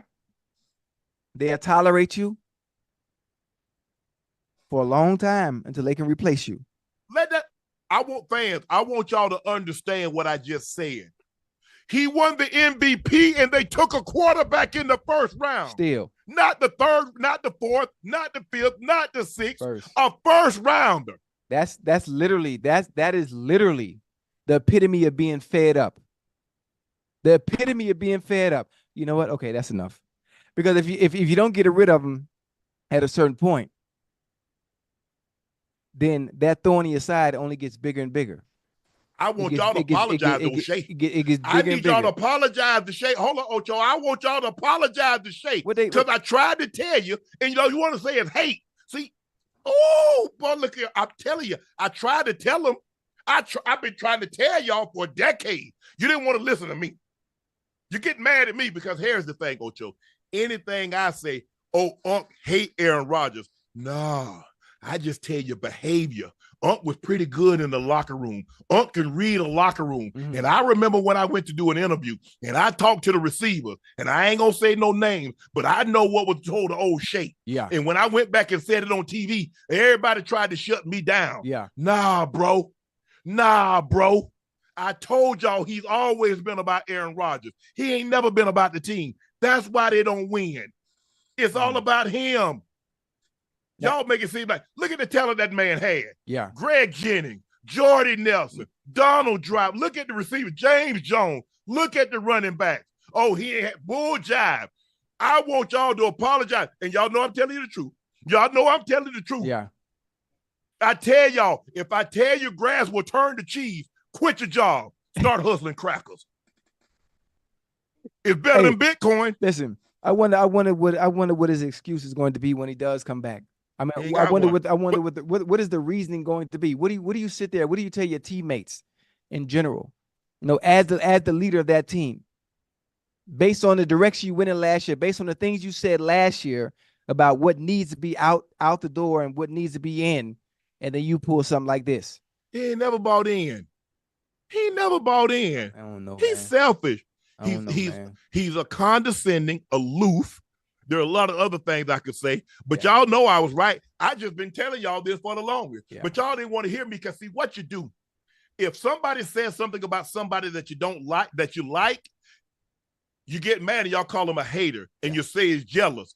But I'm good with my career because all the 7th round draft pick could get out of his God-given ability was 3 Super Bowls, a gold jacket, and all the tight end records. That's all the 7th rounder could get out of his God-given ability. That's all God wanted me to have. I ain't begrudging nobody, but I know that dude. I can read him, and I've been telling y'all that, and y'all know I see a lot of 100% going up on that thing. You right, Unc. You right. You said it. You've been trying to tell him, but nah, y'all didn't want to hear because y'all like him, and I don't dislike him. Yeah. I think he's a phenomenal player. I think he's a top 5 quarterback. As far as just ability to spin the football, there ain't 3 guys better that could ever spin the football like him. But boy, that and how I am, boy. Unc, I be taking it for I take it for every goddamn body, boy. And sometimes I bend myself over to find an excuse for him, but I can't even find no fucking excuse, man. This don't make no sense. And what bothers me is we talk about minicamp. I'm thinking about the receivers. I'm thinking about the receivers. I'm thinking about Garrett Wilson. He's thinking about Aaron Rodgers. Yeah, that's the problem. I got Garrett Wilson 1,512 TDs this season. I don't need Aaron Rodgers out here bull jiving on another retreat for darkness. I need you working with my receivers, man. What is you doing? Garrett Wilson, boy. Lock in, baby. Lock in. It's all on you. Some bullshit. That's some bullshit. That's some bullshit. See, the thing is, people, I don't really do a whole lot of talking. I don't brag about I got these connects. I don't got that. All I know, I'm like E.F. Hutton. When I talk, y'all better listen. Yeah. Damn, I ain't gonna impugn nobody's name. I'm not gonna say anything, and I don't be talking about my sources. I just be talking matter of factly. I don't want to say my sources tell me because I don't want to. Well, who said this? Because they know it. They know it. But anyway, we're gonna talk about it. We're gonna move on. That's enough about him. The Jets fans are us. Jets fans, I'm rocking with y'all. I'm riding with y'all. We gonna be all right. We still got Garrett Wilson. Yeah, who gonna throw in the ball? We got Tyrod. Hey, we got Tyrod Taylor, huh? Mr. Fashion himself. Mr. Put that shit Tyrod. On. What you talking about? We got Breece Hall. Brother Alan Lazard. Alan Lazard. Yeah, he's still there. Yeah, we got Alan Lazard. What you talk about? A-Rod, you want to play? We'll turn that 12 to 21. You keep fucking around now. Shit. All right. Injuries are nothing new to Joe Burrow, but this perspective on him has changed. He's taken a share of lumps over the first 4 seasons. In his most recent season, torn ligament in his right wrist ended his 2023 campaign prematurely. Burrow spoke about the rehab process and the mental toll it comes with. Whenever the injuries start to stack up, your football mortality comes back into your mind. So that's definitely something that I've thought about and something that I have to fight through. You got to take. I don't care how strong you are. Yeah. Because it's the fact, Ocho, is that they started to come with such great regularity. Yes, sir. You know, he tore his ACL. He like, he come back, go to the Super Bowl. Then it's like, damn, here come another. And it's not an injury that keep him down for a week or two. Right. They costed him a season. Yes, sir. It is like, well, dang, I can't get. Look at Brady. Brady missed 1 season in 23. Yeah. Peyton missed 1 season in 23. Here I am. Those are the breaks. Those are the things that you have to overcome. Yeah. Some people like yourself, you say I didn't get injured my whole career. Well, my pinky finger still messed up. That's it. All you had to do is tape it together with your ring finger. You're good to go. That's exactly what I did. I always had these 2 taped together. But I think most of the time when I think about it, I think about the game of football, Unc, and how I hate using the word deadly. How what's the word I can think of, man? What that? About the injuries? Yeah, the injuries. One play could be your last. I think about how fortunate. Well, you think about your football mortality. Yeah. I think about because Ocho, you know it's going to end one day. One day. You just don't want it to end prematurely. Right. And I think I just got lucky, and I always play around, using my diet and what I ate as a reason why I was able to sustain such health throughout my career, the entirety of my career. But again, I'm one of those that believes, it works for your body. Know it works for your body, and do what works for you, and really don't buy into all the new stuff that that people talk about, and all this new stuff that they bring to the table that hasn't been tested or hasn't been done before. And I think people will be fine. Joe and I, we make jokes. I was just in Cincinnati a week or two ago, and Joe Burrow and I have been going back and forth for 4 years. 4 years. And before I can ask a question, he'll say, Ocho, no, I'm not eating McDonald's. It's not happening. It's not happening. And so Joe and I have this running joke. Before I can even say anything, the first thing he says is, I'm not doing it. I would never do it. But thank you for the suggestion. And it's funny. And I wish Joe nothing but success, man. His nutrition is phenomenal. The people he has working with him, the people he has at the team that work with him outside the facility, the people that he works with in the facility, as far as obviously our strength coaches, our conditioning coaches, our staff. He has the best of the best. So he's going to be fine this year. He's going to be upright this year, and I guarantee you, I'm gonna ask you this one time, Chad. I want you to listen to me and stay with me now. And don't say, oh, Ocho said it before the season even started. Remember where Jamar Chase and Joe Burrow played college football. And I want you to remember where the Super Bowl is this year. And I want you to remember the storyline that it will be for the Super Bowl in New Orleans. Because the Super Bowl is all about stories. And there will never, ever, ever be another story that is better than one to have 2 LSU players winning the Super Bowl 45 minutes to an hour outside where they play collegiate football at. Anthony Richardson thinks playing in the NFL is easier than college. Anthony Richardson joined Jeff Teague 520 podcast where he said, see, playing in the NFL, I feel like it's easier than college. For real. Because in college, you got players that's like, they good. They don't know they're good, but they're not as confident. You know what I'm saying? They got to rely on other players to do this for them or do that. But in the league, everybody's trying to work to stay in the league, trying to keep their job. Everybody trying to ball out. That just lets you know, man, that I ain't got to do too much. I just have to do my job, and I'm going to do his job, and it's going to work. I'm confused. Man, what Ant talk about, man? Ant, stop playing, Ant, man. You know, Ant, I love you, baby, but come on now. Stop playing now. Ocho, how many Anthony Richardson teammates in Florida you think in the NFL? 15, 20? It got to be a little more than that, huh? Okay, let's just say for the sake of argument, he had 20 teammates. Yes, sir. That got drafted. That's in the NFL or free agency. Mm-hmm. How many of his Indianapolis Colts are in the NFL? All of them. All of them. It's like, how many people? Ocho, it's not a trick question. Right. How many people are dead in the cemetery? How many dead people in the cemetery? Yeah. All of them. All of them. Yes.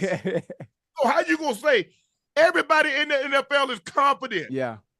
Yeah. Walk-ons ain't confident. Look, there's different levels, Ocho. Yeah. You got high school, you got college, and then you got those boy dogs that's in the NFL. Oh yeah, but then they even have the audacity to say that college was more difficult than NFL. I mean, thank you. Come on, man. Maybe he hasn't played against the right team yet. Maybe he hasn't.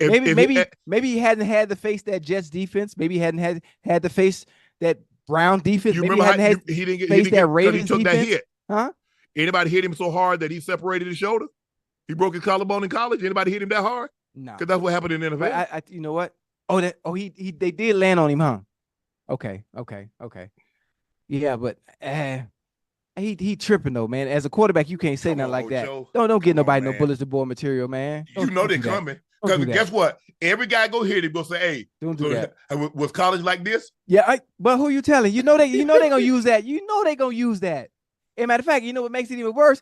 It's ESPN can't wait to use that. As soon as you have a bad game, they can't wait to use it, man. You can't set yourself up like that. You can't do that. And I'm like, bro, come on, man. And listen, the NFL. Listen, he is a phenomenal talent. Yes, he is a phenomenal talent. I'm not taking nothing away from him, but don't do that. Don't set yourself up. Because a lot of times in college, Ocho, you can just get away with athleticism in college. Yeah. Because one week you play Florida, next week you play Georgia, and then you go play some Division II team. Then you're gonna probably grab a HBCU, bro. Everybody you played, bro. Well, I have a question. When he was at Florida, did they beat Georgia when he was at Florida? Since college is so easy. I mean, but since college is more difficult. Did he beat Georgia or no? I'm just curious. No. Okay. No. Okay. Man. So bruh, I mean, by his take, everybody, so every team. Go ahead. Yeah, when based on his take, if he feels that college is a little bit more difficult than NFL, that means collegiate teams can beat NFL teams in. Man, you know, they be saying, "Oh, bruh." I remember how whoever you think the worst NFL team, if they play the college team, they'll beat them 40-3. Remember how they used to say Alabama, the good Alabama team to beat an NFL team? No, they won't. Man, listen. You get somebody hurt. You get somebody hurt, man. Man, them grown ass men. Grown men. You playing for books and tuition. They playing for mortgages. They playing for Bentleys and college tuition. Yeah. They playing to keep mama in the house. Yeah. It's different. Ocho, there's a reason why they don't let 18-year-olds try to play in the NFL. 19-year-olds. There's a reason why. Yeah, you'll never make it. The physicality. You'll never make it. Hey. Ocho, Russell Wilson said he's excited for the upcoming season and had this to say. Let's take a listen to the sound. The fountain of youth, man. I feel revived in every way, mentally, emotionally, spiritually. I feel confident. I think that at some point you got to know who you are, as a player, as a man, as a competitor, as somebody who's been fortunate to be able to play in this game. I don't doubt it. I just trust it. I felt really good last year playing. I felt really confident in the midst of everything. And so I think right now I have all that confidence times 10. So I just use it all, just use it all. You just trust it. And, you take one day at a time, and you just put in the work. And I just think that's the part that I love. There's nothing like doing the work. There's no substitute. There's no substitute for the hard work. And that's the part that I love. I like it. Ocho? I like it. Mentally, as a competitor, spiritually, where I am, the confidence that I had even playing last year, amidst all the bullshit that was going on around me, including my head coach on the sideline, yapping all in my ear, trying to get a reaction out of me, I still feel confident in what I can do and what I can provide as not just a player, but as a leader of the Pittsburgh Steelers. I feel confident. I feel good still to this day. I like the message. I like the message. Yeah. Now all I need the message and the transition and the translation of the message to be the same on the field in between the lines. Yeah. That's all I need. That's I need to talk. I need to talk. I need to talk to match the walk. To match the walk. That's it. And I'm good. I'm good. Russell Wilson all day. Pittsburgh Steelers. And this is coming from a Bengal at heart. True. Love him to death. But Russell Wilson fan all day. Come hell or high water. As long as you don't say Steelers, let's ride, y'all gonna be good. Long as you don't say Russ gonna be good, man. Russ for the cook, man. Get that ball to George. Hand that thing off to Najee. Well, you're gonna be all right. That goddamn defense is gonna carry you. That's your identity right now. And you're gonna be fine. You're gonna be fine until you play the Bengals. Until you play the Bengals.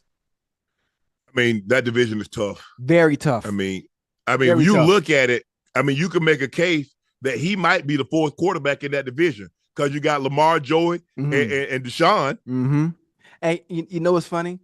The teams go just the NFL. You break all the divisions down: AFC East, AFC West, NFC East, NFC West, North, South, whatever you may be. And you can take the divisions, right, and just break them down by quarterbacks. And based on the quarterbacks that you have in the division, you can kind of tell how the season is going to go based on who you have at the helm controlling your destiny.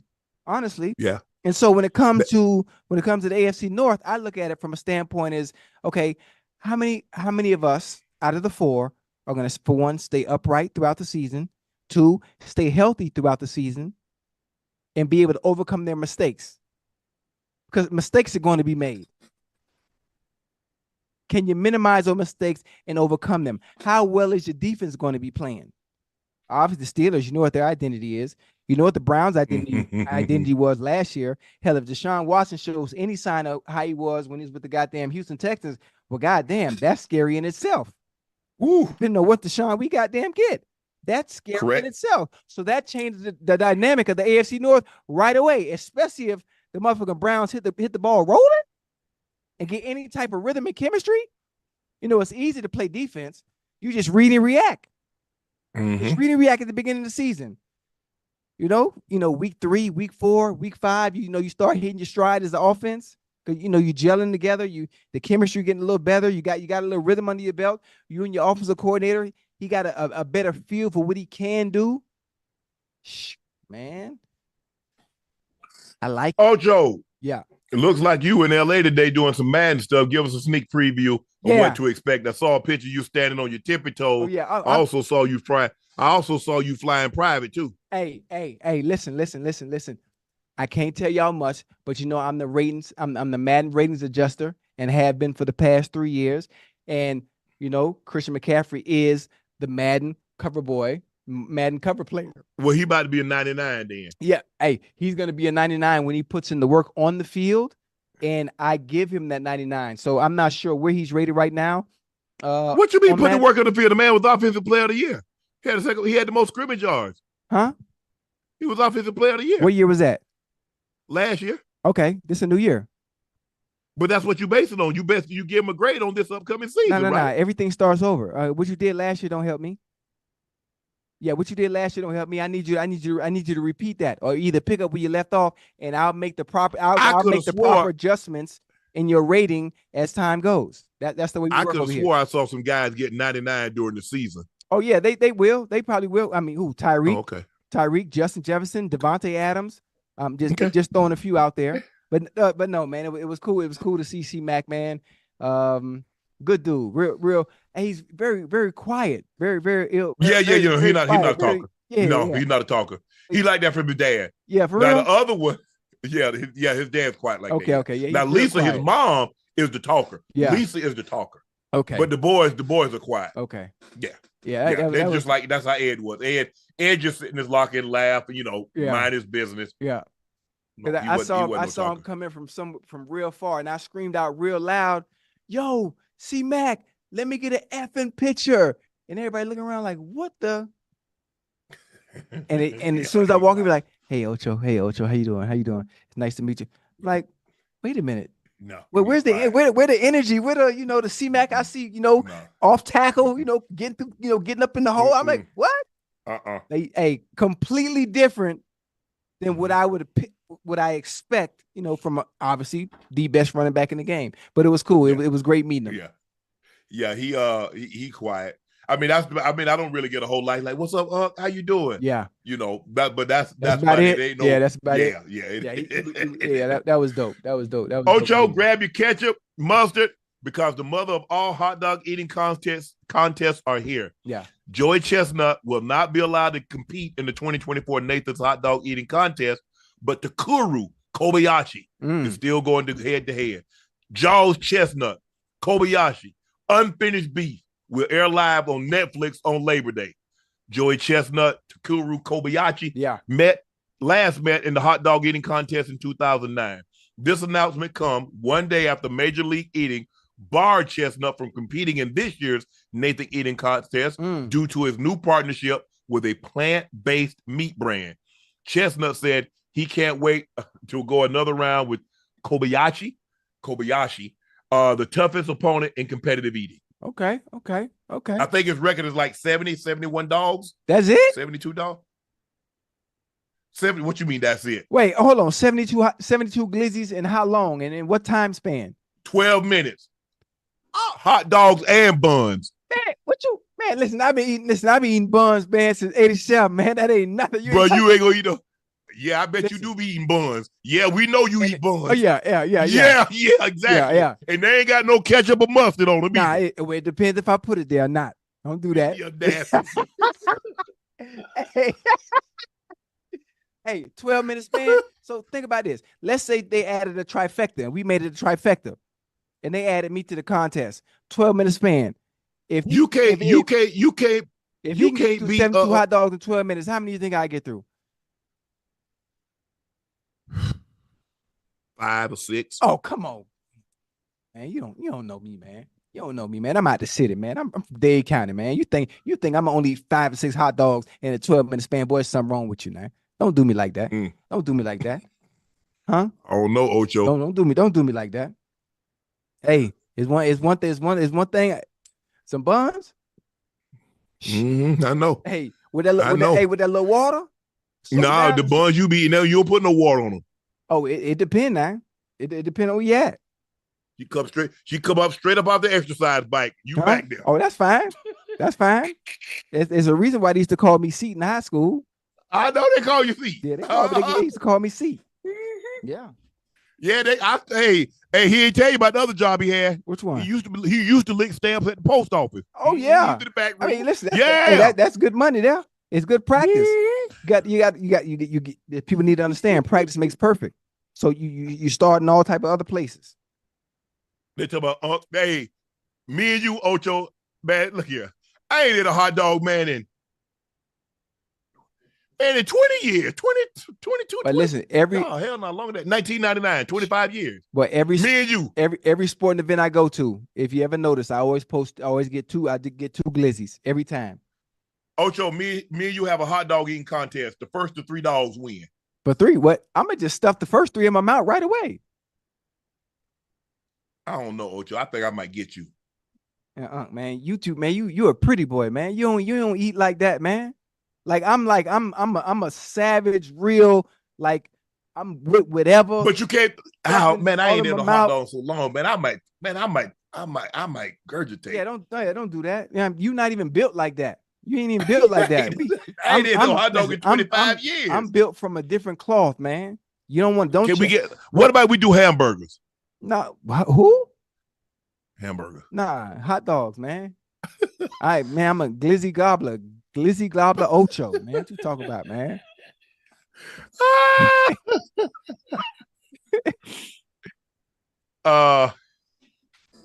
Oh, Ocho, man. check this out. Yo. A second grade teacher who was arrested for being drunk in class is no longer facing charges because it's not illegal to teach drunk. Wendy Munson was arrested after teaching her Neutral Elementary School in California while drunk. Munson failed a sobriety test and was twice the legal limit 2 hours after she was initially arrested. The district attorney said while the DA's office agrees that it's highly inappropriate to teach while intoxicated, it is unfortunately not illegal. We couldn't prove that her intoxication would have endangered the kids. Munson is not listed on the teachers as a teacher at the school's website, indicating she was fired. But my goodness, I mean, there are many things that you shouldn't do intoxicated. Many people do them because they've been doing it so long. And the funny thing about it is they do it inebriated and been doing it so well for so long while they have alcohol consumed in their system.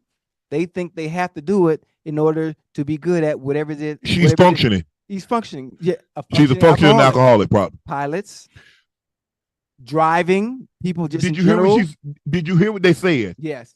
She was twice the limit. 2 hours after she was arrested. So at the time of her arrest, can you imagine what she was? Well, yeah, and imagine if she was drinking. And this is also a testament on what do you have to do to deal with today's kids. I mean, how much drinking did you have to deal with, or how much drinking did you have to do to be able to deal with the kids in this class? Were they that damn bad? Kids bad today, Ocho. They not that bad when you got to get drunk. What? Here's the thing, and I think the thing is, Ocho, teachers have gotten younger. You know, when I was in class, man, the teacher was like 45. Right. Now these teachers, they teach a class, they 23. They fresh out of college. Yeah.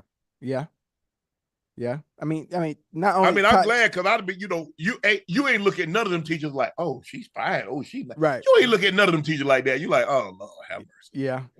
Yeah. And they had all the teachers. My teachers had grown kids. Mm-hmm. So what? Hey, it's funny. Man, my teacher, like, I mean, I think I had one teacher, Miss Kicklighter, my second grade teacher. Mm-hmm. She was young. As a matter of fact, she ended up getting married, like maybe the year she taught us or the year after. Mm-hmm. But most of them, Ocho, they were old. Yeah. I mean, because they like my kindergarten teacher, her grandkids were in my class. Right. So grandkids. Hey, what was the episode of Martin with the teacher that came to the house trying to hit on him? Remember her name? Miss Nah. Oh, it was the model. I forgot the lady's name, man. Oh, it was so funny. And Gina Corder. Talk to him. Do you remember her name? I don't remember that Johnson. episode. Beverly Johnson. Oh, Beverly Johnson? Yeah, but she played the character. I can't remember the character's name. It was I don't know why this reminds me of that. Oh man. Yeah, man. I was like, yeah, them was the days, Ocho. But them teachers need to stop that messing with them kids at school now. Mess Trinidad. That was the name. Okay. Mess Trinidad. That was the name. Oh yeah. Hey, listen. Have you seen how many reports there have been for women that are married? Florida, y'all notorious for that. For having sexual relations with these kids? Yeah. In high school and junior high. I want to total soul. What the hell is going on? I want to total soul. As I mean, but Unc, I know Ocho and I, we not condoning that. I don't condone rape. But hey, I don't understand. I don't understand. You know, you got young kids, 13, 14, 15, 16, 17. You know, they're not going to keep their mouth closed. It don't matter how many times you sit there. Yeah, it's hard, Ocho. Like, can you believe it? Like, that's a grown woman. Yeah. That ain't somebody in my class. And that's not somebody my age. That's a grown woman. Which is why they keep getting in trouble, because they're going to go back and they're going to run back and tell every single time, no matter what they say to you in private in those solo conversations. Every time. Not O'Shea. Not O'Shea. You ain't going to say nothing? Mm-mm. Hey, oh, no. Yes, you would have. Right now, with who you are now, of course you wouldn't. But at that age, when you aren't as mentally savvy as you are now, you're going to slip up. Ocho, here's the thing. You messing with a girl. The minute you tell somebody what they do, they try to go backdoor you. Oh. That's why you got to keep it shut. Yeah. That's why I tell her, oh, man, what she like, shop, man, that thing terrible. Good. And you'll never keep being my pond fishing. Right. No. She was terrible. Right. I mean, she don't know what she do. All off rhythm. Right. Nah, man, don't even waste your time. Kill it. See, he ain't never put me. Oh my, they already know. Don't ever put me in no situation like that. I ain't telling nothing. Yeah. And see, the thing was, Ocho. See, we ain't have no phones, right? So it ain't like somebody could go through your phones or something like that and get that information. Hey, that's I had a good old. And see, back when I was growing up, Ocho, all you had to do, see, like now you got to do like dial the whole number. See, all you had to do was like our number was 654. What was our number? 654-2077. Right. All you had to do was hit 42077. Dial right on through. That's it. See, you ain't had to do all that stuff. You ain't had to put no area code, the 3 digits, then the 4 digits. You ain't had to do all that. Yeah. See, we on the same line, Ocho. Like if you live down the street, let's just say you live 2 miles from me. Right. I can pick up the phone. If you was on the phone, I can hear your conversation. Well, God. I can literally pick up the phone and say, Ocho, get out the phone, man. Damn, we want to use the phone too. Oh, okay. I see what you mean. Because people was on the same line before they got individual lines. Right. So yeah. So somebody could be on the phone and it'd be like, bro, hey, yes, get out the phone. Yeah. So I mean, everybody got to be in unison when somebody want to use the phone. Yes, yeah. yes, okay. yes. You had to wait you like, Miss Such and Such, how long you gonna be on the phone? I'm just gonna be a couple more minutes, boys. Okay. Thank you, ma'am. Yeah. That's crazy. Yeah, it's crazy how times used to be, and it's crazy how it's crazy how far we've come. What? And how far we got to go. Man. Things are a lot different, Ocho. Oh, yeah. Check this out, Ocho. Now it's time for our favorite segment, Q and A. Q and A.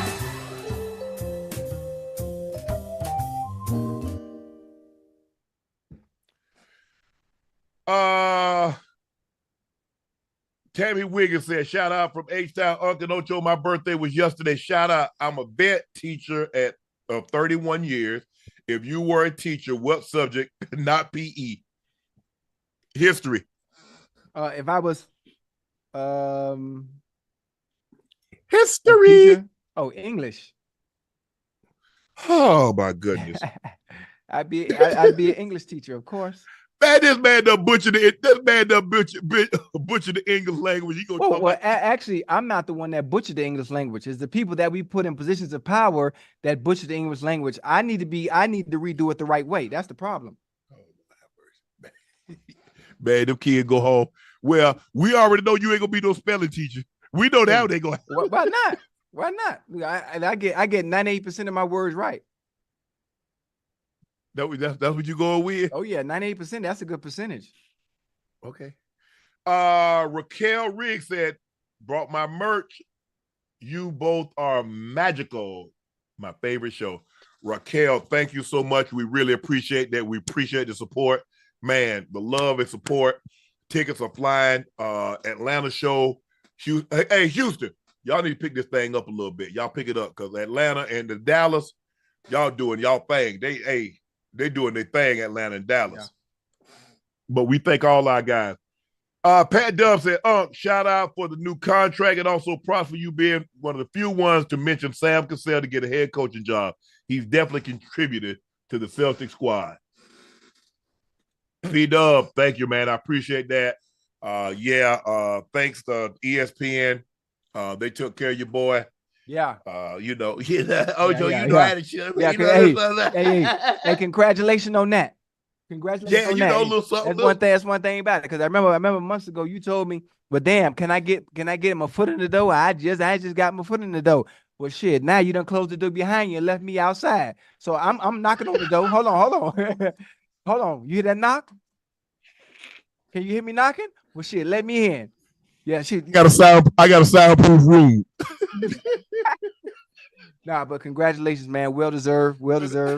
I appreciate that, man. Yeah. So, I appreciate that, man. I expect. I'm not adding no pressure, but I'm expecting to be on with y'all during football season. I just need 1 or 2 days. I don't need much. I ain't asking. I ain't asking. You got a show. You own a show, Ocho. Yeah, I'm on Inside the NFL. But listen, I need my resume. I need my resume to look real spiffy.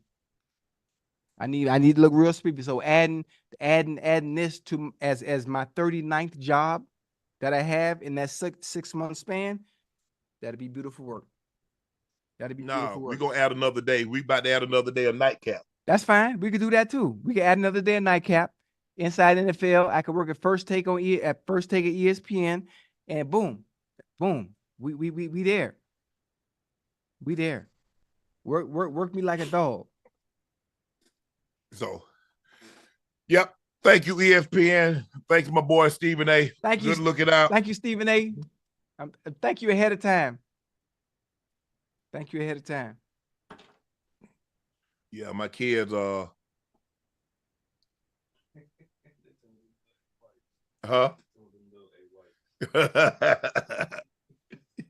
Man, what y'all want me to get a washcloth?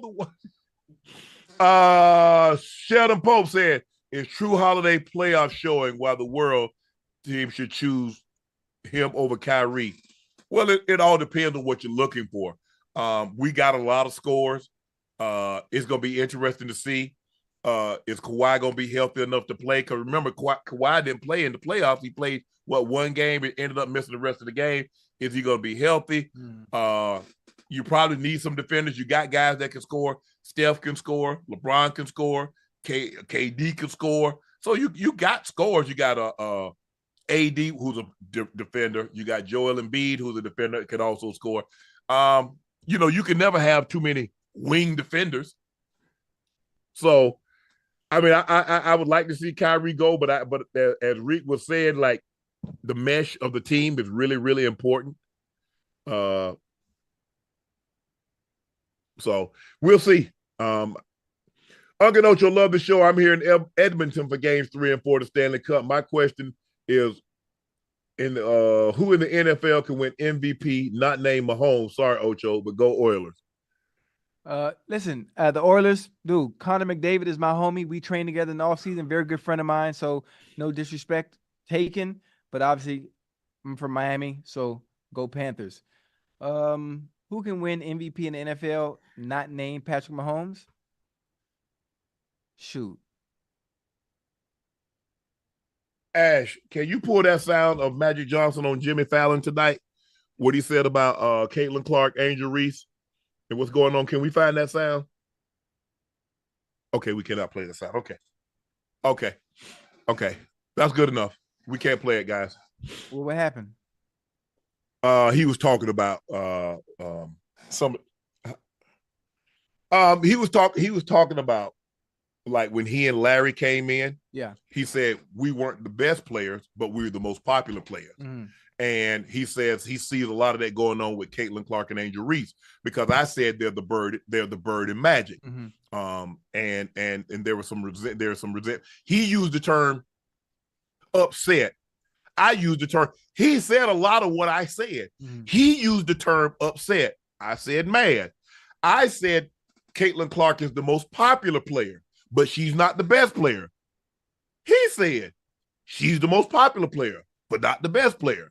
He said teammates, when they knock her down, now she can't fight all the battles. Y'all need to go help her.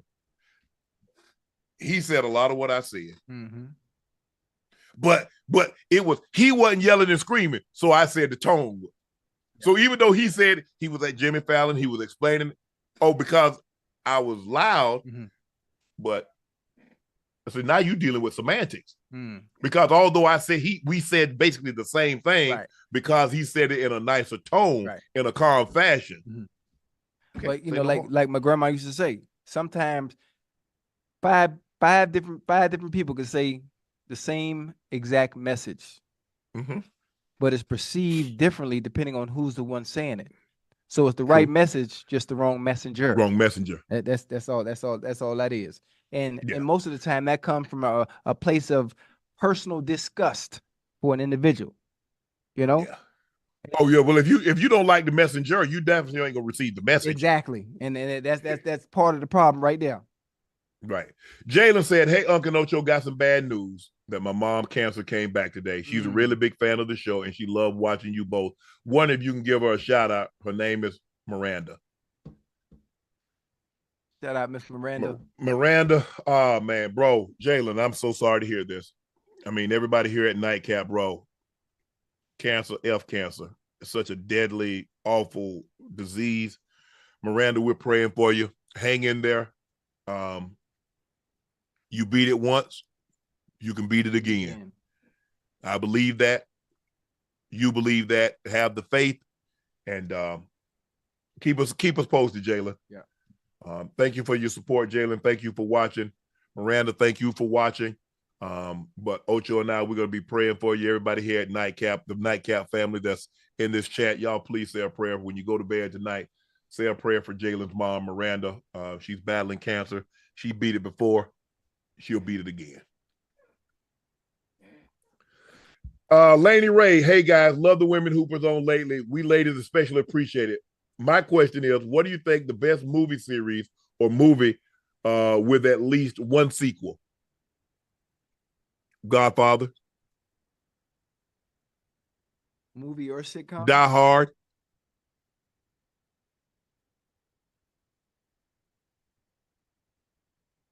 Let me see. Do you like what's that movie? James Cameron with all the graphics. Avatar. Okay, that's a good one. Oh, there's a good sequel. A lot of movies strike out on sequels too. You know that? Yeah, it is. Yeah. Nothing. That's why I like Godfather. I think Godfather might be the best. Was good. I mean, one thing that really hurt my heart, like just honestly, I think some people might feel different, but coming to America, it was so good. It was so good, like so good. I felt and I thought the fact that, well, if they're doing it this far along with technology being as advanced as it is, I was expecting something similar to or better than what we got the first time. No. It wasn't even some movie. That was something you can't recreate, man. Bad Boys. Oh, Friday. Oh yeah. Oh yeah. Yeah. Now those stayed up to the expectations on what we expected. What about Fast and the Furious? They're at 10. Yeah, listen, Fast and the Furious has been going on for what, 30 years now? Yeah. 30. They didn't been to space. 20, they didn't been to space 25. and back. Yeah, they didn't been to space and back. Batman. What about the Batman? You know what? My favorite Batman, obviously when Heath Ledger played the Joker. One of the best. I like the first one. Best. And when Joaquin Phoenix played Joker, yeah, he did. Joker. He the first one with Jack Nicholson. Did you like that one? Yeah, man. Oh, he was unbelievable. Yeah, for sure. Yeah, he's good. He's good. Hey, baby. Hey, Rail. Rail in the chat. Yeah. Rail say. Rail she just taking. Where Rail at? Where's she at? I'm watching. Say she watching. You know, I'm in Vegas. Oh, she at home. Yeah, she home. In that thunderstorm, it's something going bad. It's flooding real bad in Miami. Everywhere. They had to put out a what you call a warning thing. Yeah. Where you can't drive, they tell you can't leave home. Like it's that bad. Wow. Adrian Adderley, you have many successful jobs and businesses. What advice, tips do you have on structuring the right team around you?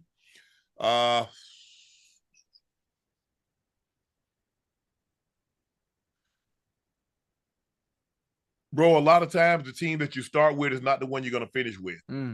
And as the owner, the CEO, whatever title you give yourself, you can't be afraid for change. You can't be afraid to make tough decisions. You can't. And at the end of the day, that's what it comes down to. You try to hire the best people. You put the best people in place. You don't care what color they are. You don't care about anything like that. Can he or she do the job? How passionate he or she are about said job? Because I need people that want to jump. Because if you're passionate, Ocho, I can teach you anything. Oh yeah. You can learn anything. Oh yeah. But the passion has to be there. Mm-hmm. And so that needs to be the thing. You're excited. You jump out of bed and you're excited to come to work. Because I can't teach you passion. I can't have, man. Whew. Oh, man. Man, I can't wait for Friday. Can't do it. Can't do it, bro. You got to have a passion. You got to be obsessed with doing it. And that's why I tell you, find something that you love. Yeah. It never feel like work. Find something that you love. It would never feel like work, ever. No. And that's why people are like, man, when do you sleep? I say, bro, I love what I do. I love it. Yeah. It's my purpose. I get out of bed. I'm excited. Man, I'm going to have my daughter. I think I'm going to have on. Man, I told my daughter, I said, you want to come work for daddy? You know what she told me? Talk about, nah, daddy, you're going to subject me to a hostile workplace. Because I already know you, daddy. You're going to be yelling. You're going to be cursing. I said, yeah, if you effing up. She's like, nah, I think I'm. She's talking about, nah, daddy. Talking about, what I even call you? Talking about daddy. I said, you can't call me daddy at work. You got to call me boss. Talking about, nah. She's talking about, nah, daddy. I ain't. I'm going to stay where I'm at. I said, well, stay where you at then. Unc, my question is to you, this Kemper Norwood Jr. Unc, my question is, who would be your first overall pick comedy edition? Of all time? Pryor. All time? Richard Pryor? Yep. Shit. I don't know how you have a Mount Rushmore comedy and not have Pryor on it. Yeah, I'm sure you own it. I mean, all time. I mean, you want to go back to one of the ones who kind of birthed. I mean, you can go Red Fox, you can go Lenny Bruce, you can go. Whoever. Flip Wilson. Flip Wilson. Man, you don't remember Flip Wilson. I remember Flip Wilson. Geraldine. Yeah, Flip. Goddamn Flip, boy, one of the originators. Yeah. Flip Wilson. You remember Pig Meat Markham? Or you don't know, but you don't know about. I'm going too far back for you. No, I don't know him. Yeah, okay. And it's old school comedy. Yeah. It's I mean, there was some of that, but Pryor for me.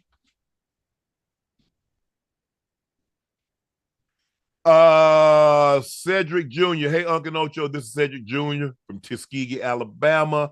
Just turned 27. Can I get a birthday shout out? Tuskegee in the house. Hey, what's up, Cedric? Happy birthday, bro. 27. Thank you for watching. Thank you for being a fan. Enjoy your day. Many more to come. So happy shout birthday, out to Cedric Jr. Happy birthday. Happy B-Day, bro. Matter of fact, you remember Mom Mabley?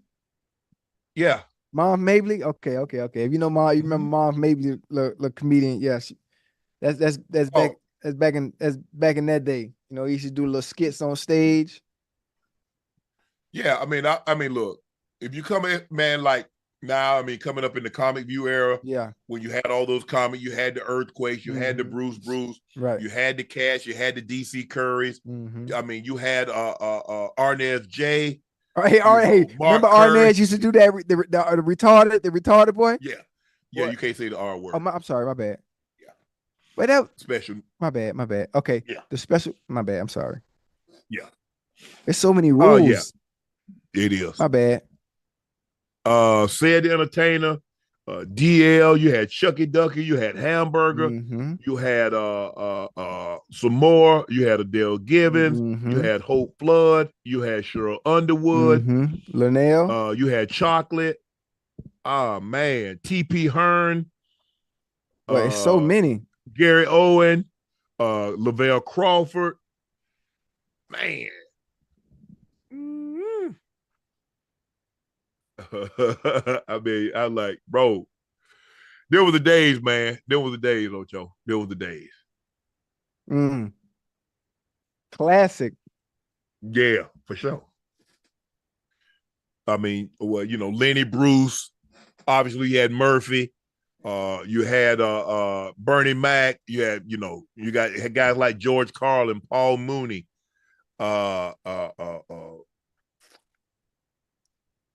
Who else we had? Who else?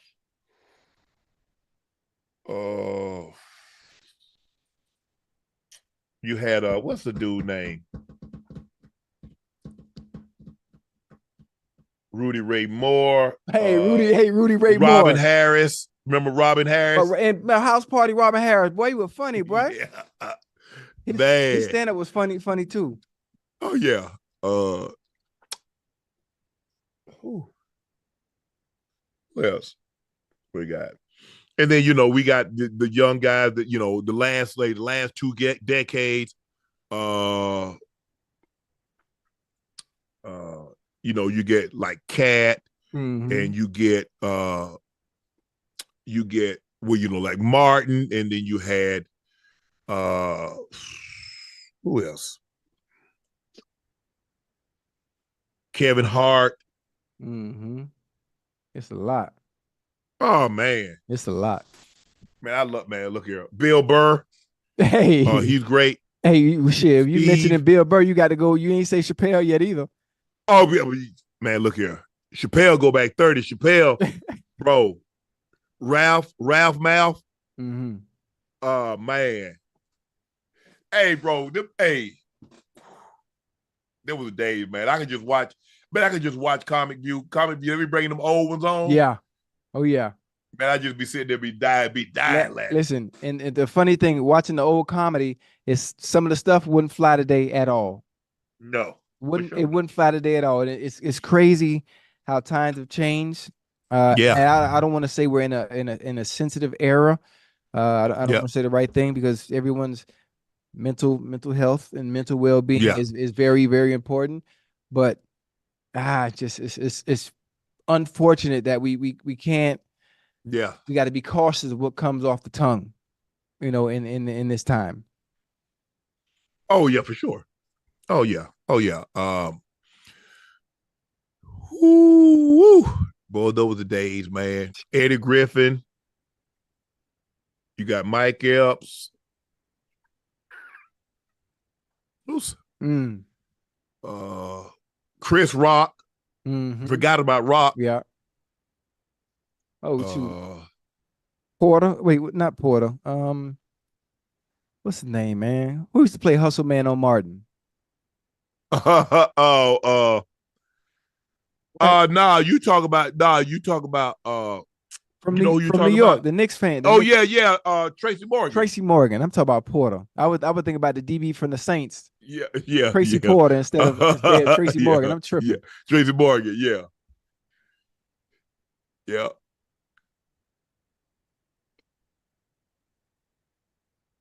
But J Dub said, please send a special birthday shout out to my daughter Maya. Love the growth of the show. Keep the grind up. Maya, happy birthday. J Dub wants to send a shout out. That's your father wants to send you a birthday shout out. So J Dub, thank you for your support. Thank you guys. Really, really appreciate it. Oh yeah, can't forget about Ricky Smiley. Rick. This guy was a great comedian. We might not condone what he's done. Right. Bill Cosby. Oh yeah. He's the first black. Oh yeah. To be on TV. Matter of fact, that speaking of Ricky Smiley, Ricky, please remember you saw the little bit, right? The little bit he had, the little set where he went to the funeral. No, not no Lil Darryl. Oh. I'm staying away from that now because you told me I can't talk about. Oh, you talking about Bernice Jenkins? No, where he went to the funeral and they had bunk bed caskets. You never saw that one, huh? Man, dog. Oh man, that's one of the funniest ones, man. You got to see that. It's a small clip. It's not that long, but he went to the funeral home and he looked at the first casket and it wasn't who he thought it was, and he climbed up to the second casket up top. I was in tears hollering, boy. That bunk bed caskets is a good one. No, we did not leave Kevin Hart off. We mentioned Kevin Hart. But Kevin doesn't go back 30 years. We said Kevin goes back 20 years.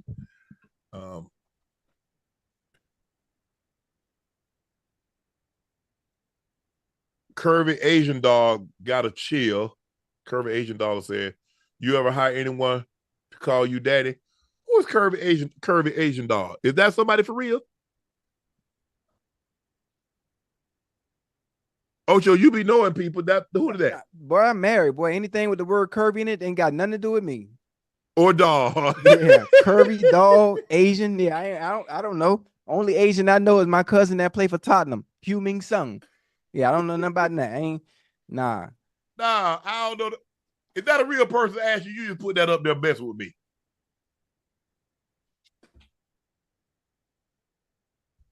Let me see. Let me see.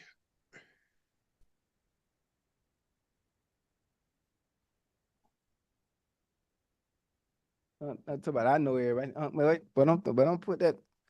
Don't put that evil on me, Ricky Bobby.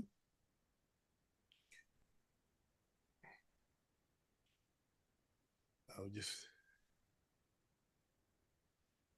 man. Somebody chat. Y'all know if that's a real person. Check that. Click that link. Go through the pictures. You know, I think that's how it worked.